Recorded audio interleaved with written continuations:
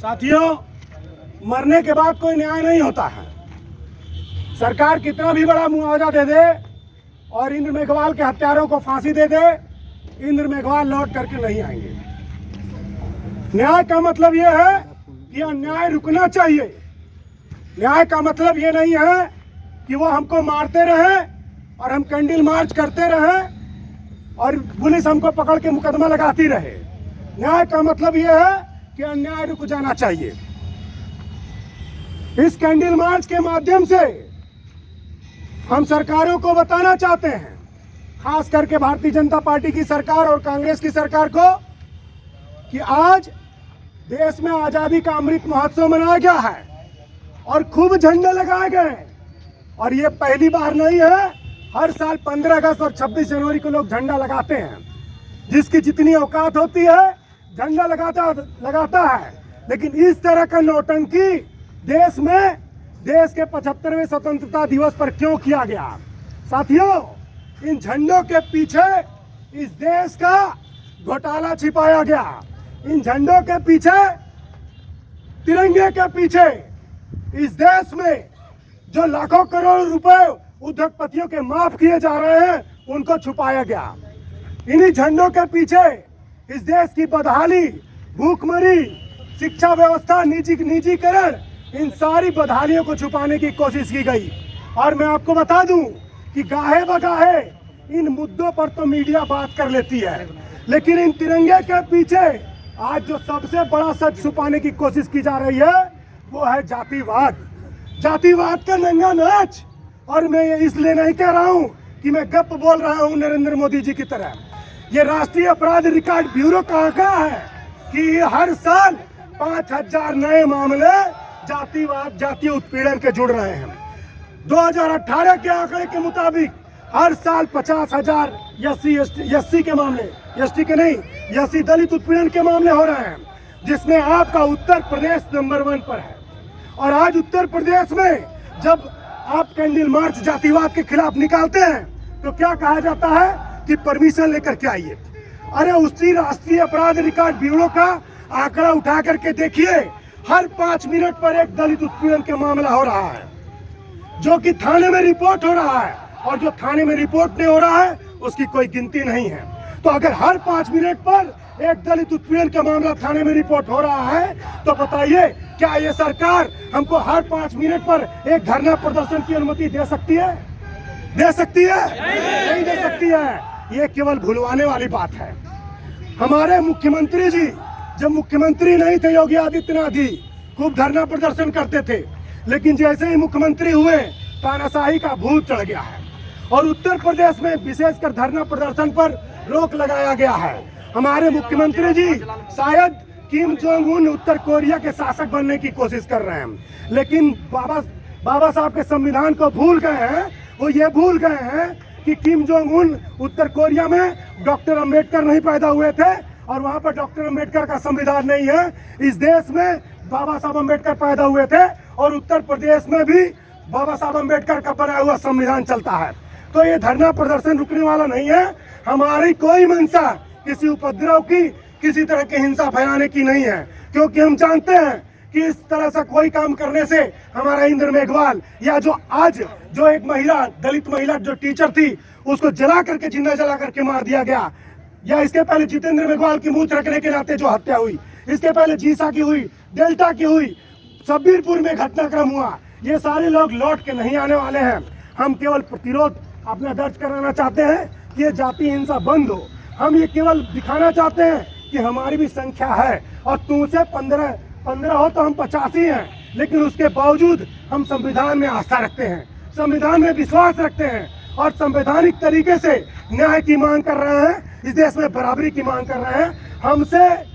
हमसे इस तरह से उम्मीद मत करो कि हम फिर से भीमा कोरेगांव दोहराने की कोशिश करें। साथियों, हमको और आपको बहुत संयम से, बहुत सोच समझ करके इनके हर चाल को समझना होगा। देखिए, ये हमें घुमा फिरा करके इसी जातिवाद की लड़ाई तक सीमित रखना चाहते हैं, लेकिन हमारा जो प्रतिरोध है वो जारी रहते हुए भी हमको न्यायपालिका, कार्यपालिका, व्यवस्थापिका पुलिस, अस्पताल, कॉलेज, स्कूल, हर जगह अपना रिप्रेजेंटेशन सुनिश्चित करना होगा और इसी प्रकार से हमारी जीत हो पाएगी। आपको मालूम है, इंद्र मेघवाल का मामला समझौता करा दिया गया था। जब इस बच्चे को मारा गया, एक हफ्ते के भीतर यह पूरा मामला समझौता हो चुका था और समझौता होकर के फाइल बंद हो चुकी थी। वहां जलोर की जो पुलिस है, उसने इंद्र मेघवाल के माँ बाप को बुला करके थाने में पीटा और उनसे जबरदस्ती समझौता कराया। लेकिन 20 दिन बाद इंद्र मेघवाल की मौत हो जाती है और जब मौत होती है तब जाकर के यह मामला आगे बढ़ता है। तो ये इंद्र मेघवाल केवल एक मामला नहीं है, ऐसे हजारों मामले हैं जो कि दबा दिए जाते हैं और यही पुलिस दबाती है, यही प्रशासन दबाता है, यही मनुवादी व्यवस्था दबाती है। तो इंद्र मेघवाल का आज मामला सामने आया है तो हम यहाँ पर आज इकट्ठा हुए हैं। साथियों, हमको आपको समझना होगा और पूर्व में हमारे बड़े भाइयों ने कहा है कि हमको समझना चाहिए कि बाबा साहब ने भी पानी पीने का कोशिश किया था चादवार तालाब में। बाबा साहब ने भी कोशिश किया था। बाबा साहब जो इतने बड़े स्कॉलर थे कि उनके जैसा विद्वान आज तक धरती पर नहीं पैदा हुआ, तो उन्होंने भी प्रयास किया था कि हम इस वर्ण व्यवस्था में सुधार ला करके हमको भी लोग अपना ले। लेकिन जब वो अपनी कोशिश में फेल हो गए तो हमको भी आपको भी समझना पड़ेगा, हमको भी आपको समझना पड़ेगा कि इस वर्ण व्यवस्था में रह करके हम शूद्र ही बने रहेंगे, हम पैरों की जूती ही बने रहेंगे, हमारा स्थिति जानवरों से बदतर हो जाएगा। और इसीलिए बाबा साहब ने हमको रास्ता दिखाया कि बुद्धम शरणम गच्छामि। हमको अपने वरिष्ठ लोगों की बात माननी होगी और हमको सामूहिक रूप से अपने धर्म परिवर्तन नहीं करना है, धर्म परिवर्तन नहीं करना है, हमको अपने धर्म में वापस जाना है। हमको अपने धर्म में क्या करना है? वापस जाना है। धर्म परिवर्तन तो हमारा जबरदस्ती कराया गया है। ये हमारा धर्म होता तो हम सबसे नीचे होते क्या? ये हमारा धर्म होता तो मटकी से पानी पीने के नाते हमारी हत्या होती क्या? बताइए, हत्या होती हमारी? एक मासूम बच्चा जिसको पता नहीं वो कौन सी जात का है, कौन से वर्ग का है, क्या उसकी उम्र है, क्या वो पढ़ रहा है, वो केवल नाश्ता गास्ता खेलता कूदता बच्चा, वो पानी छू रहा है तो उसकी हत्या हो जा रही है। तो बताइए, अगर ये हमारा धर्म होता तो क्या किसी का पानी छूने से हमारी हत्या होती?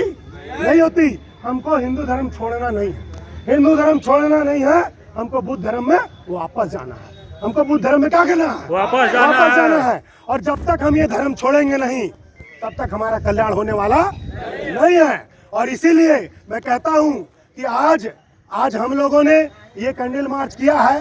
ये कैंडल मार्च न्याय दिलाने के लिए नहीं है। ये कैंडल मार्च ये जो दलितों के अंदर, जो बहुजनों के अंदर जो ज्वाला भड़क रही है उस तापमान को दिखाने के लिए है। बस इतना समझ जाइए कि हम शांतिपूर्वक संविधान में आस्था रख करके अपनी बातों को रखना चाहते हैं, अपनी बातों को लोगों तक पहुंचाना चाहते हैं और हमें इससे न रोका जाए। साथियों, जहां तक हमारे इंद्र मेघवाल की बात है तो पूरे परिवार के साथ पूरा देश आज खड़ा है। लेकिन हमको आपको आंकड़ा निकालना पड़ेगा कि राष्ट्रीय अपराध रिकॉर्ड ब्यूरो के अनुसार हर 5 मिनट पर दलित उत्पीड़न की एक घटना हो रही है, जो थाने में रिपोर्ट हो रही है। जो थाने में नहीं रिपोर्ट हो रही है उन घटनाओं का कोई हिसाब किताब नहीं है। तो हर 5 मिनट पर हो रहा है और हर 5 मिनट पर होने वाली घटना पर हम धरना प्रदर्शन, विरोध प्रदर्शन नहीं कर सकते हैं, क्योंकि हमारे समाज में रोज कमाना है, रोज खाना है, ऐसे लोगों की स्थिति 90% है कि नहीं? बताइए। तो हम लोगों को जब भी इस तरह का कोई कॉल हो, जब भी इस तरह की कोई बात हो, तो इकट्ठा होकर के सब काम छोड़ करके, चाहे वो कोई बैनर हो, चाहे वो बसपा का हो, भीम आर्मी का हो, किसी का भी हो, आप इकट्ठा होइए और अपनी संख्या का प्रदर्शन करिए और संविधान के दायरे में रख करके अपनी बात करिए। तो साथियों, आंदोलन हमारा जारी रहेगा जब तक दलित उत्पीड़न के मामले खत्म नहीं होंगे इस देश से, और जब तक इस देश में समता, स्वतंत्रता, न्याय और बंधुता लागू नहीं होती है, जब तक बाबा साहब का संविधान पूर्ण रूप से लागू नहीं होता है, हमारा आंदोलन जारी रहेगा। ये केवल आज की लड़ाई नहीं है और एक दिन की नहीं और एक पीढ़ी की भी नहीं लड़ाई है। हमको खपना पड़ेगा, मरना पड़ेगा, मिटना पड़ेगा, तब जाकर के आने वाली दूसरी या तीसरी पीढ़ी बराबरी से रह पाएगी। तो अपनी ऊर्जा बचा करके रखिए और अपने अंदर क्रांति की ज्वाला को जगाए रखिए। सभी लोगों को नमो बुद्धाय, जय भीम, लोकतंत्र जिंदाबाद, संविधान जिंदाबाद। सभी लोगों को शुक्रिया।